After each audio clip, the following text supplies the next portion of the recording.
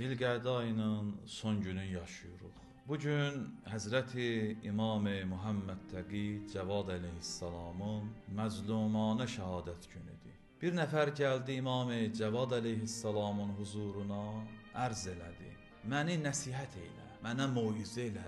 Həzrət buyurdu, qəbul edərsən? Elə ki dedi, qəbul edərəm. Həzrət buyurdu, qısa moizədir, amma çox təsirlidir. Bax, bu sözü ki, Həzrətdən bugün şəhadət günüdür, bu moizəni ki, həmin adamı edibdi, əsrlər qabaq, indi Həzrət bizə edir. Mən özümə və sizlərə bunu seçdim ki, əməl edək buna. Həzrətin şəhadət günündə bir nəsihətdir. Həzrət buyurur ki, səbri özvə mütəkkə qərar ver. Mütəkkə nədir? Yəni, insan ona təkkiyə edir, insan ona söykənir. Deyir, bir mütəkkə var, İmam Cəvad buyurur, onun adı səbirdir. Ona söykən. Gör nə aramlıq verəcək sənə. Sonra buyurur, və'təniqil fəqrə. Çox gözəl moizədir. Həzrət buyurur ki, kasıbçılığı, fəqirliyi ağuşuva al. Bağrıva bas bu fəqri, kasıbçılığı. Sonra buyurur, şəhvətlərinlə müxalifətçilik elə. Şəhvətləri özündən uzaq elə. Şəhvani istəklər.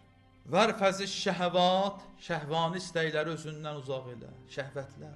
Və xalifil həva, həvai həvəslə, nəfsani istəklərinlə, nəfs-əmmarənin istəklərindən müxalifətçilik elə. Sonra buyurur, və'ləm ənnəkə lən təxlüvə min əynillah. Nə gözəldir. Bil ki, harda olsun Allah səni görür. Allahın huzurundasan, Allahın nəzərindəsən, bunu bil.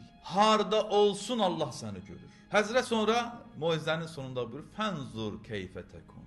Bir neçə məsələni o adama xatırladandan sonra deyir, fənzur, da indi özün bax, keyfə təkun, necə olacaqsan? Neçə şey deyir, səbri özvə mütəkkə qərar ver. Və'təniqil fəqrə, kasıbçılığı bağrıva bas. Vərfəzi şəhvat, şəhvani istəkləri özündən uzaq eylə.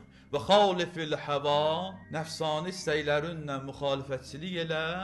Və aləmənnəkə lən təxlüvə min əynillah. Ən mühümmi, Həzrət buyurur ki, bil ki, hardasansa Allah nəzərindəsən. 5 məsələni vurğulayandan sonra buyurur, fənzur keyfə təkun. İndi bax gör, necə olacaqsın?